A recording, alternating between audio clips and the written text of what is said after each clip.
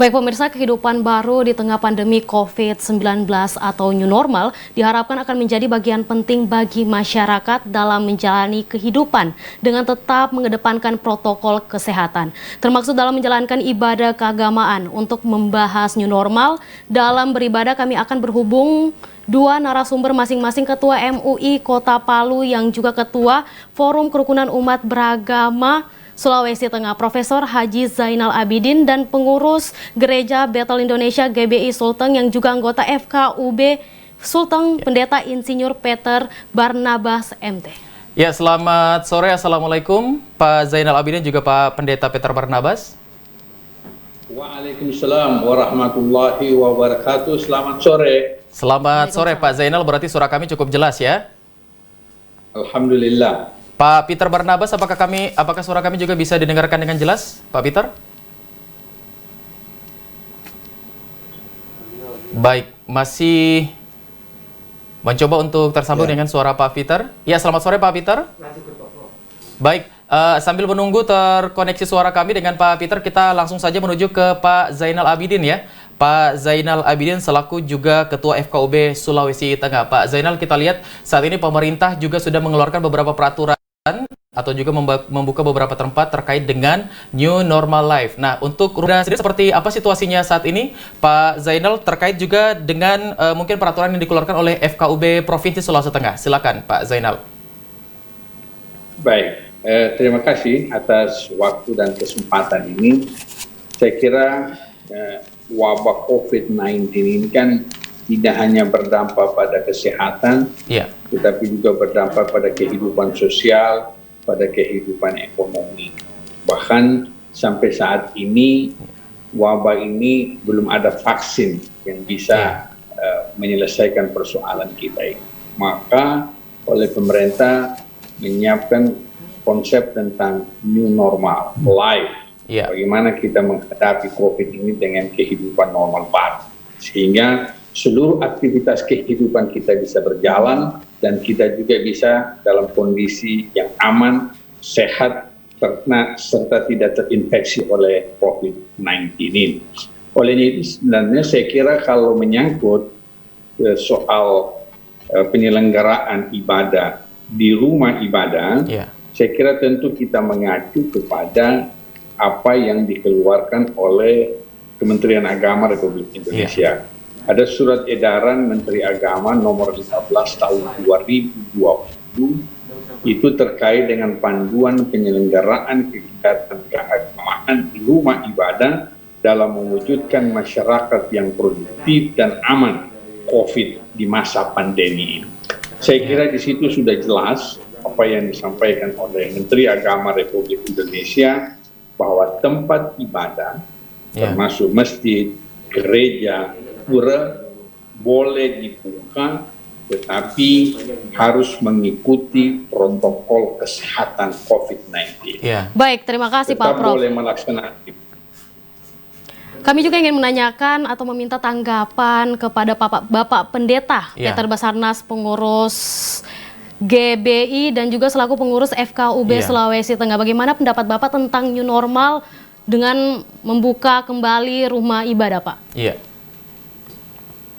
Ya, selamat sore. Saya revisi sedikit, saya punya namanya Peter Barnabas. Ya. Baik, Peter Barnabas, ya. Jadi begini, kami umat Kristen itu ya tunduk kepada pemerintah, karena pemerintah juga wakil Allah atau wakil Tuhan yang ditempatkan untuk memerintah kami tunduk. New normal ya tentunya berbeda dengan yang lalu, yaitu old normal. New normal adalah sesuatu yang baru yang memang harus dibiasakan.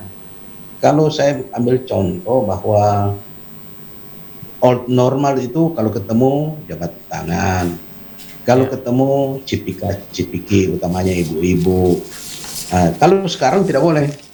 Kalau dulu ada perkataan bersatu kita teguh, bercerai kita runtuh, sekarang bersatu kita lemah, bercerai kita kuat. Jadi inilah semua new normal yang kita harus hadapi terkait dengan tatanan kehidupan bergaul, beribadah, yang harus mengikuti protokol kesehatan. Ya. Kalau kami di gereja kami sudah membuat itu satu sistem ketika kami melakukan nanti ibadah, tetapi ibadahnya kami bukan mulai nanti bulan Juni ini, Ya. tetapi mungkin bulan Juli awal. Oh, berarti Pak Peter Karena untuk begini, saat ini belum dibuka untuk tempat ibadah ya bagi umat Kristiani? Belum. Ya. Belum Pak, kalau di tempat kami, karena ini masing-masing pengurus gereja mempunyai kebijakan masing-masing. Ya. Karena di rumah saya ini, di rumah kami ada 2 dokter. Satu dokter pensiun itu istri saya, dan juga sebagai gembalanya, Ya. wakilnya. Kemudian ada satu dokter yang masih aktif. Baru-baru dia datang, dia bilang ada ketambahan di Palu lagi. Oh, itu yang menjadi kekhawatiran begitu Pak ya? Saya belum tanya berapa. Kenapa Pak? Ya, berarti itu yang menjadi kekhawatiran ya untuk ditundanya untuk dibuka Jadi itu gereja. menjadi Iya, baik. Sebelumnya karena juga, kalau gembala, ya. baik, Pak Peter, kita Karena tahan kalau dulu. gembala itu, Pak, punya tanggung jawab. Kita tahan dulu untuk Ya. Pak Peter Barnabas, kita menuju ke Pak Zainal Abidin. Pak Zainal, tadi Pak Zainal juga telah menjelaskan tetap akan dibuka, namun juga ada protokol kesehatan yang harus diikuti oleh jamaah begitu. Protokol kesehatan seperti apa lebih jelasnya yang dikeluarkan oleh pemerintah terkait untuk pembukaan rumah ibadah agar bisa dijalankan ibadah?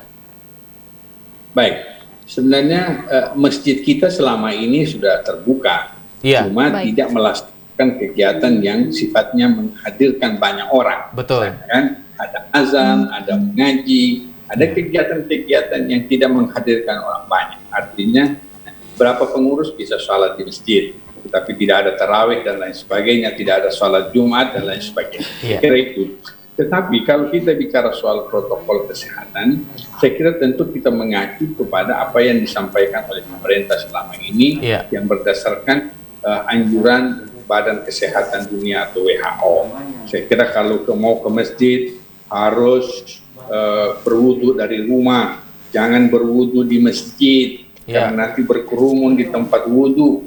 Jangan ke toilet, karena di toilet nanti bisa antrian dan lain sebagainya. Sehingga masyarakat yang mau datang ke masjid atau ke tempat ibadah itu harus sudah bersih dari rumahnya. Kemudian masjid sendiri, kalau hendak membuka tempat ibadah untuk menghadirkan banyak orang, itu harus memenuhi beberapa kriteria sesuai edaran Menteri Agama Republik Indonesia. Yang pertama, dibenarkan kegiatan berjamaah apabila ada surat permohonan dari pengurus masjid yang menyatakan minta bahwa daerah di sekitarnya itu adalah daerah yang aman terhadap COVID-19. Kemudian tingkat penyebaran dan penularannya itu semakin hari semakin menurun. Sehingga kalau bisa pada tingkat zero penyebaran itu, sehingga permohonan tadi itu akan ditujukan kepada gugus, satuan gugus di tingkat kecamatan, satuan gugus tingkat kabupaten maupun di tingkat provinsi, lalu akan dikeluarkan surat rekomendasi dari tingkatan masing-masing yang menyatakan bahwa daerah di sekitar masjid itu termasuk daerah yang aman untuk melaksanakan kegiatan ibadah di rumah ibadah secara berjamaah. Itu untuk pengurus masjidnya.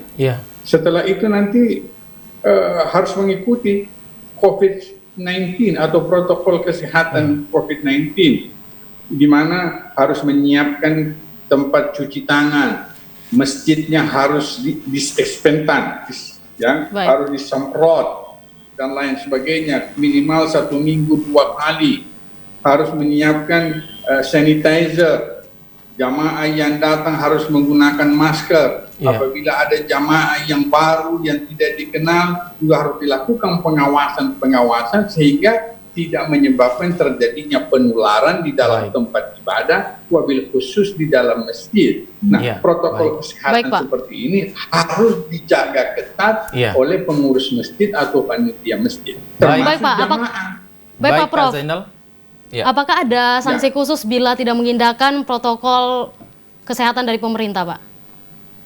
Nah, kalau dia tidak mengikuti protokol kesehatan yang dikeluarkan oleh pemerintah, maka izin pelaksanaan kegiatan ibadah di rumah ibadah yang bersangkutan itu boleh dicabut oleh pemerintah setempat. Ya. Itu sanksi yang akan diberikan apabila tidak mengikuti protokol kesehatan sesuai surat edaran Menteri Agama Republik Indonesia. Itu terkait dengan surat yang dikeluarkan oleh pemerintah Kota Palu. Pemerintah Kota Palu kemudian merujuk kepada surat edaran Menteri Agama yang kemudian membolehkan masyarakat untuk beribadah di tempat ibadah, di rumah ibadah secara berjamaah harus mengikuti protokol kesehatan. Baik. Pak Zainal Abidin, kita menuju ke Pak Insinyur Peter Barnabas MT. Pak Peter, kalau kita lihat sekarang memang beberapa rumah ibadah, termasuk juga dari masjid-masjid ya, umat muslim itu sudah buka. Nah, untuk gereja-gereja sendiri kan ini berbeda-beda di Kota Palu seperti yang Pak Peter jelaskan. Strategi kemudian yang akan dilakukan dari gereja Bapak sendiri nanti ketika dibuka seperti apa, Pak? Ya, jadi gereja kami itu Jalan Woodward nomor 12, bernaung di bawah Sinode Gereja Bethel Indonesia, alamat Jalan Woodward 12. Jadi kami melihat karena jumlah jemaat kami kurang lebih 1.200 orang, kami ibadah yang lalunya itu artinya sebelum terjadi COVID-19 itu kan 4 kali pertemuan.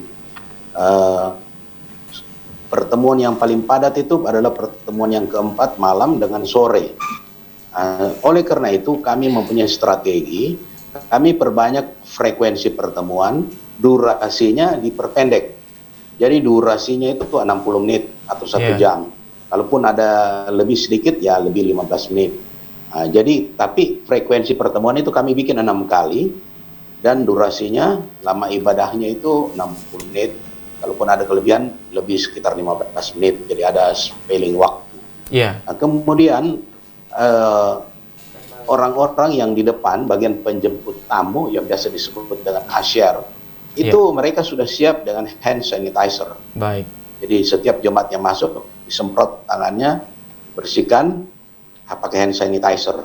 Kemudian mereka di dalam tempat ibadah itu memakai masker. Memakai masker, kecuali tentu pengkhotbahnya yang menyanyi di depan pemimpin pujian itu tentu tidak pakai masker, tapi mereka kan jauh di atas di mimbar. Jadi kita memakai masker, kemudian pulang juga pakai cara yang sama lewat pintu, kemudian kita pakai hand sanitizer membersihkan tangannya mereka masing-masing disemprot dan mereka silakan pulang. Baik Pak Peter. Jadi kami sengaja Bu. Gimana? Kapan rencana akan dibuka kembali rumah ibadah tersebut, Rencananya sesudah rapat itu untuk pertama nanti diputuskan terakhir, tetapi kelihatannya nanti tanggal 1 Juli. Tanggal 1 Juli masih menunggu keputusan ya, Pak? Iya, kami masih sudah pikir-pikir nanti mungkin Juli kita mulai tanggal 1. Karena kalau sekarang ini masih masa transisi, apalagi dengar-dengar ada lagi penambahan katanya di Palu, waduh. Ini takutnya itu OTG itu orang tanpa gejala. Betul. Dia kelihatan sehat, tetapi dia jadi carrier. Ini kan kita tidak bisa tahu. Iya. Gitu. Baik Pak Peter, kita beralih lagi ke Bapak Profesor Zainal Abidin. Pak Prof ini selaku Ketua MUI Kota Palu dan juga pengurus FKUB Provinsi Sulawesi Tengah. Pak Zainal Abidin, kalau kita lihat sekarang tentang maraknya klaster-klaster yang sudah masuk, apalagi misalnya contohnya adalah sekolah-sekolah yang sekarang masih masuk dalam pro dan kontra, apakah dibuka atau tidak begitu. Nah, untuk masjid sendiri, apakah tidak ada kekhawatiran dari MUI Kota Palu mungkin atau dari pengurus FKUB akan ada klaster baru yang akan muncul, Pak Zainal? Ya, saya kira kekhawatiran itu pasti akan muncul karena wabah ini tidak kelihatan dan wabah ini tenang di tempat di mana orang berkumpul, di mana orang banyak, di situ dia bisa sangat tersebar. Olehnya itu tentu kita berharap kepada pengurus masjid, kepada panitia masjid dan rumah-rumah ibadah untuk ketat memberlakukan protokol kesehatan ini COVID-19 sehingga benar-benar apa yang kita khawatirkan itu harus tidak terjadi lagi. Misalnya kalau ada orang baru datang ke masjid itu perlu diperiksa suhu panasnya, suhu badannya, apakah tinggi atau tidak. Kalau dia tidak pakai masker, diingatkan kepada dia untuk kembali ke rumahnya untuk mengambil masker. Kenapa? Karena ini berisiko terhadap orang lain.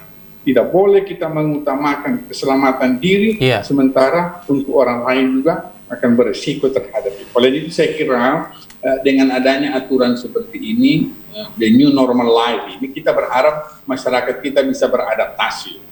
Artinya itu sebenarnya new normal itu artinya kita mau beradaptasi dengan kehidupan yang baru ini. Di mana kita kalau habis salat jangan lagi pegang tangan, kemudian khotbahnya jangan terlalu lama, dan tidak boleh berlama-lama di dalam tempat ibadah. Baik Pak Prof. Kalau di dalam masjid misalnya tidak boleh lagi berlama-lama. Baik Pak Prof. Itu di new normal itu. Baik Pak. Yang kita ketahui bersama seperti penjelasan dari Pak Peter bahwa di gereja sendiri untuk jemaatnya dibagi menjadi 6 ya? Iya betul. 6 kali. Sedangkan bagaimana kalau sholat Jumat Pak? Bagaimana untuk jemaah yang datang di masjid? Apakah memiliki kapasitas jemaah atau bagaimana Pak? Ada peraturan tertentu untuk itu Pak Zainal? Sedangkan kita harus menjaga jarak Pak. Saya kira kalau kita merujuk ke fatwa Majelis Ulama yang terakhir soal sholat Jumat, itu tidak dibenarkan untuk melakukan 2 gelombang. Betul. Baik. Melakukan sholat Jumat hanya untuk kepentingan 1 gelombang. Kalau ternyata kapasitasnya tidak memenuhi karena kita melakukan social distancing, physical distancing, maka diharapkan ada tempat-tempat di sekitar itu untuk membuka tempat ibadah atau sholat Jumat sehingga masyarakat bisa melakukan sholat Jumat secara berjamaah tetapi tidak bergelombang di satu masjid. Ini menurut fatwa Majelis Ulama Pusat. Tentu ini berbeda dengan fatwa Majelis Ulama yang ada di DKI. Nah, oleh itu saya kira kita sebaiknya merujuk ke fatwa Majelis Ulama Pusat bahwa jangan melakukan sholat Jumat dengan 2 gelombang. Apabila kapasitas masjid itu tidak memenuhi syarat, maka agama membolehkan, mungkin ada auditorium, ada tempat-tempat yang luas, bisa dijadikan sebagai tempat untuk melakukan salat Jumat secara berjamaah. Baik, Pak Zainal, kita menuju ke Pak Peter untuk pertanyaan yang terakhir. Pak Peter, terkait dengan menjadi pengurus dari FKUB, berarti dari GBI sendiri sudah siap untuk memasuki new normal ya Pak Peter ya? Ya kalau itu memang kami harus siap. Karena begini Pak. Harus siap ya? Mau atau tidak mau kita harus siap. Karena ini keadaan yang memaksa kita harus begini. Karena kalau tidak bisa. Jadi suka atau tidak suka kita harus masuk dalam suasana new normal. Iya. Menjadi normal tapi normal yang baru. Normal yang baru, betul Pak. Baik. Ya, berarti untuk Pak Zainal Abidin dari MUI Kota Palu dan juga Ketua FKUB Provinsi Sulawesi Tengah sudah siap ya untuk memasuki new normal Pak ya? Ya, saya kira kesiapan masyarakat kita, saya kira kita berharap seperti itu. Di samping kita berharap semua elemen di negeri ini, semua ormas, semua organisasi kepemudaan kemasyarakatan untuk bersama-sama kita melakukan edukasi, sosialisasi kepada masyarakat kita betapa pentingnya protokol kesehatan COVID-19 itu dilaksanakan oleh kita agar supaya zona yang sudah masuk pada zona hijau di sekitar Kota Palu ini tidak lagi berubah menjadi zona merah. Karena kepentingan yang paling penting itu adalah bagaimana kita melakukan protokol kesehatan dengan sebaik-baiknya. Nah, disinilah peran kita semua untuk mengedukasi masyarakat. Bahkan Pak Wali Kota saya kira sudah mengeluarkan surat edaran dan perintah kepada camat dan seluruh kepala desa lurah untuk mempraktekkan pola hidup bersih sehat sesuai protokol kesehatan. Baik. Saya optimis kalau masyarakat kita melakukan hal seperti ini, insya Allah zona hijau itu dapat kita pertahankan. Amin. Baik Pak Zainal Abidin. Adalah kekuatan kita semua. Baik Bapak, tentunya kami berterima kasih di mana arahan perihal new normal dan membuka kembali rumah ibadah. Kami sangat berterima kasih banyak kepada Bapak Profesor Zainal Abidin selaku Ketua MUI Kota Palu dan juga Bapak Insinyur Peter Barnabas MT selaku pengurus Gereja Bethel Indonesia GBI Sulteng dan anggota FKUB Sulawesi Tengah. Dan informasi kami lanjutkan untuk Anda pemirsa, namun setelah jeda pariwara berikut ini.